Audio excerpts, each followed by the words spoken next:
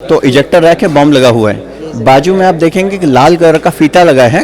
जब तक वो फीता निकलेगा नहीं, ये बॉम्ब गिरेगा नहीं। तो आप जब इस बॉम्ब को हैंडल कर रहे हैं, ज़मीन पर ड्रोन में लगा रहे हैं, तब ऐसा नहीं होगा कि ये बॉम्ब गिर के कुछ नुकसान करे। ये मैकेनिकल सेफ्टी, इसके अलावा 2 इलेक्ट्रॉनिक सेफ्टी भी हैं कि मान लो कल वॉर हो गई और हमारे पास मान लो 1000 ही मिलिट्री ड्रोन है, लेकिन एग्रीकल्चर ड्रोन तो 10,000 होंगे। उस समय क्या हमारी सरकार वो सारे ड्रोन ले करके उस पर ये यूनिवर्सल अडाप्टर किट लगा करके उसे भी वेपनाइज कर सकती है? तब क्या होगा कि आपका जो समय है, जो कि आप ड्रोन बनाते फिर उसको वेपन में डालते, वो बच जाएगा। इसे कहते हैं 81 मिलीमीटर मोर्टार गाइडेंस किट। तो जो मेन वर्ड है वह प्रिसिशन और किट, यानी ये प्रिसाइस है। तो इधर उधर जाने के बदले जो आपने इसको जीपीएस कोऑर्डिनेट दिया है इस फ्यूज सेटर से, इस फ्यूज सेटर ने जीपीएस कोऑर्डिनेट इसको दिया, अगर उसे लगता है कि वो इससे कहीं दूसरी जगह जा रहा है तो उसको टर्न करेगा और वापस उस कोऑर्डिनेट पर लेकर जाएगा। तो इसकी जो गुणवत्ता है वो इतनी अच्छी है कि आप पहली बार में आप टारगेट को टेक डाउन कर सकते हैं। जय दोस्तों, इस वक्त मिलिट्री म्यूनिशन का एक प्रोग्राम चल रहा है फिक्की में, जैसे कि मैं बताता आया हूँ। और यहाँ पर दोस्तों प्राइवेट सेक्टर की कंपनीज इनिशिएट कर रही हैं, यहाँ पे एग्जिबिट कर रही हैं, जो कि दोस्तों उनमें से एक कंपनी जिसका नाम है ज़्यूस न्यूमेरिक्स प्राइवेट लिमिटेड। ये कंपनी दोस्तों बहुत ही शानदार काम कर रही है एमुनेशन के क्षेत्र में, क्योंकि ये लोग जो है वो किट्स बनाते हैं, स्मार्ट किट बनाते हैं। खास करके किसी भी डम बम को अगर स्मार्ट बनाना है तो उसमें क्या क्या उसमें मॉडिफिकेशन होनी चाहिए, क्या किट्स उसमें लग सकती है ताकि उसकी रेंज और एफिशिएंसी दोनों बढ़ जाती है। तो क्या है दोस्तों, मैं तो इतना नहीं जानता, लेकिन कंपनी की तरफ से ही हम जानने की कोशिश करेंगे। सर, आपका शुभ नाम?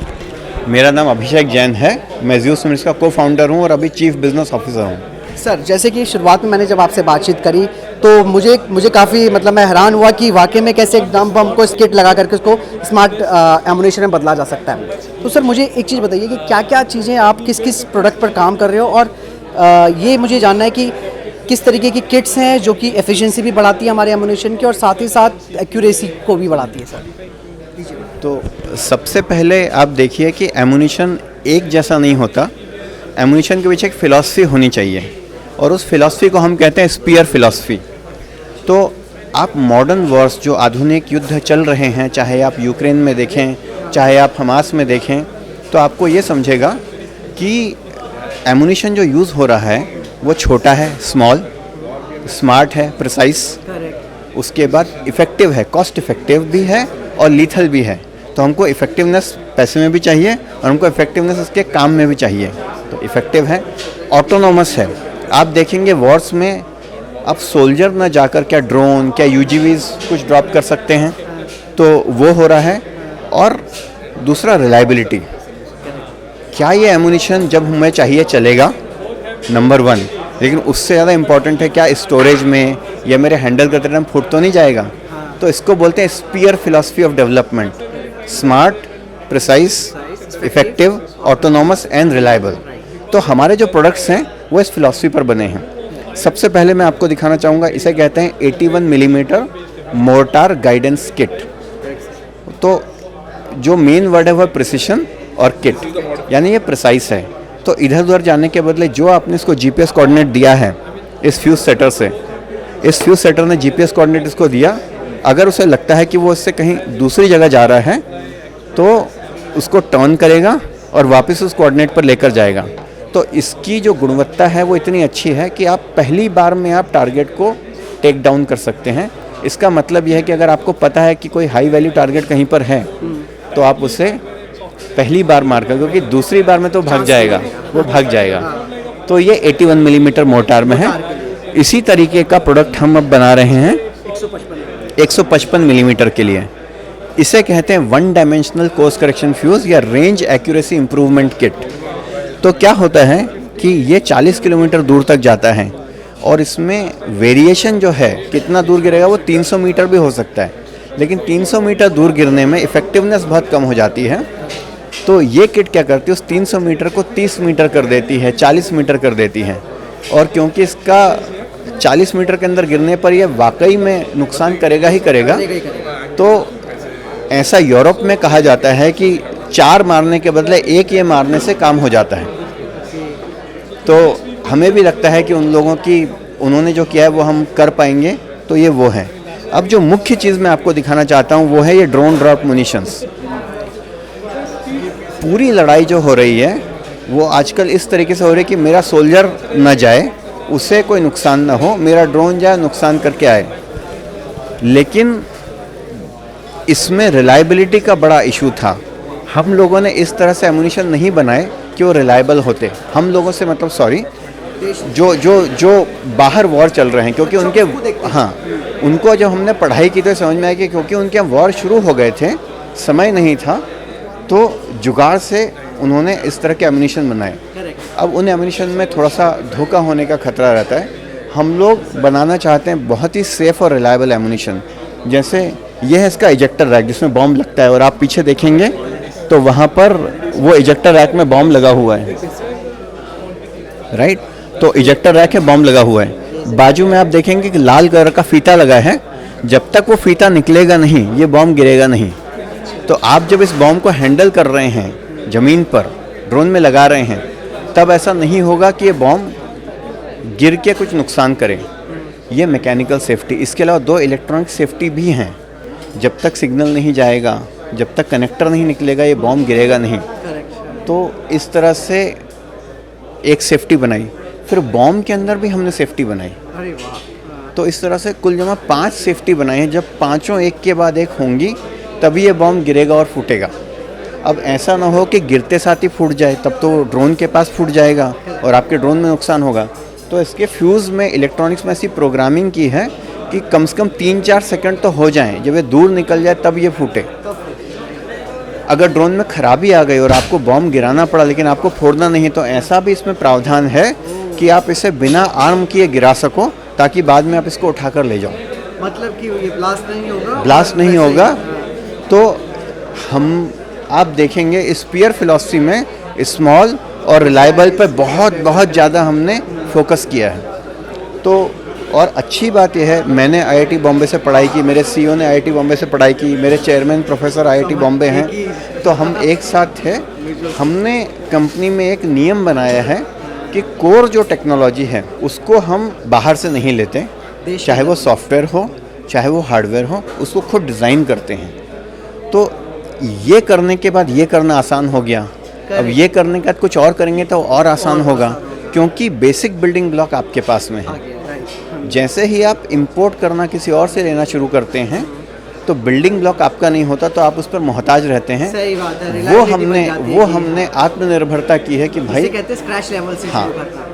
थोड़ा समय अधिक लगेगा, लेकिन एक बार आपने समय डाल दिया तो बाकी जगहों पर आपका समय भी कम लगेगा और बाकी जगहों पर आप उसको आसानी से कर भी पाएंगे। अभी जैसे मैंने शुरुआत में आपसे पूछा था और आपने बहुत अच्छा आंसर दिया था कि आप किसी भी तरीके का ड्रोन ले आओ, चाहे वो एग्रीकल्चर का है, चाहे वो सर्विलांस करने का ड्रोन है, बस ये इसमें स्मार्ट किट लग गई तो उसके बाद उसको हथियार में बदल। तो देखिए, हमने मॉडर्न वॉर से एक चीज़ और सीखी, वो ये कि जब वॉर आती है तो किस तरह से आएगी, किस रूप में आएगी, वो हमें पता नहीं है।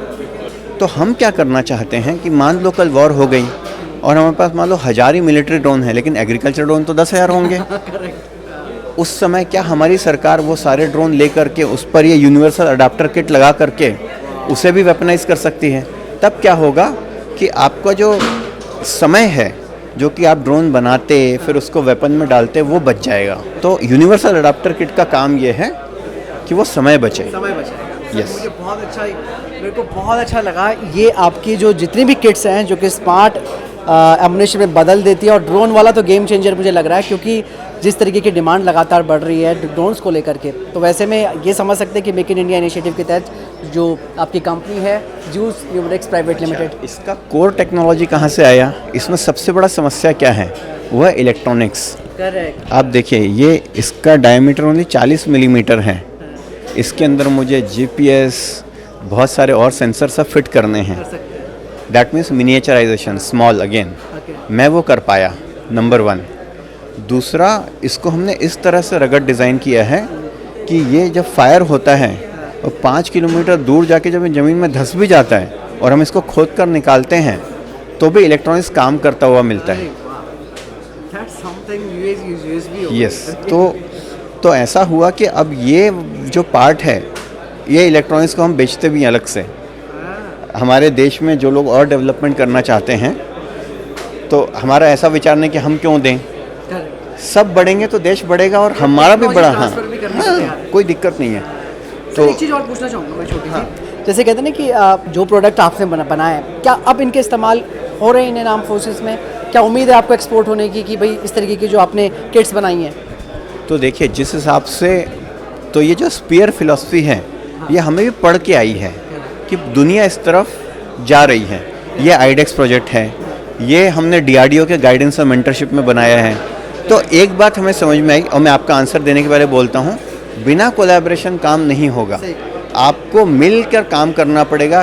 कोई व्यक्ति किसी चीज़ में अच्छा होगा, कोई किसी चीज़ में अच्छा होगा।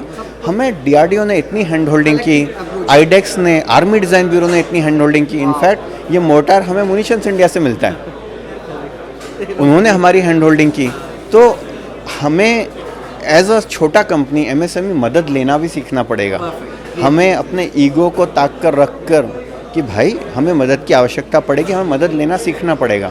तो हम फॉर्चुनेटली, भाग्य अच्छा है, हमारे जो प्रोफेसर हैं उन्होंने हमें थोड़ा सा विनम्र रहना सिखाया और वो हमें आज बहुत फ़ायदा दे रहा है। अब आपका आंसर देता हूँ। ऑलरेडी रिक्वायरमेंट हैं एक्सपोर्ट के लिए भी, लेकिन एक्सपोर्ट में मिनिस्ट्री से पूछ कर करेंगे, क्योंकि इस तरह से नहीं करेंगे। लेकिन इसका तो आप जानते हैं, दुनिया भर में युद्ध चल रहे हैं, बहुत रिक्वायरमेंट है, और इसका भी बहुत रिक्वायरमेंट है, बहुत रिक्वायरमेंट है। रिक्वायरमेंट है, लेकिन थोड़ा सा समय लेंगे, पूछ कर करेंगे जी। तो बहुत बहुत धन्यवाद सर, आपने बहुत ही इंपॉर्टेंट चीज़ और स्ट्रैटेजिकली हमें बताई कि हमारा देश किस तरीके से आगे बढ़ रहा है। और कहते हैं कि डिफेंस के क्षेत्र में आत्मनिर्भरता के लिए यही वो सीढ़ी है जो आपने शुरू करी है चढ़ना। और उम्मीद यही करते हैं कि इंडियन आर्म फोर्सेस की तरफ से भी, और जो भी आप ये समझिए कि इंटरनेशनल जो भी फ्रेंडली फॉरेन नेशंस हैं वहाँ से भी ऑर्डर आएंगे, क्योंकि आपने चीज़ ही ऐसी बनाई है जिसका मतलब ये कह सकते हैं कि एक ये US भी आपका ये मान सकते हैं। तो बहुत अच्छा लगा सर आपसे मिलकर, धन्यवाद, बहुत बहुत धन्यवाद। जय हिंद सर। जय हिंद साहब।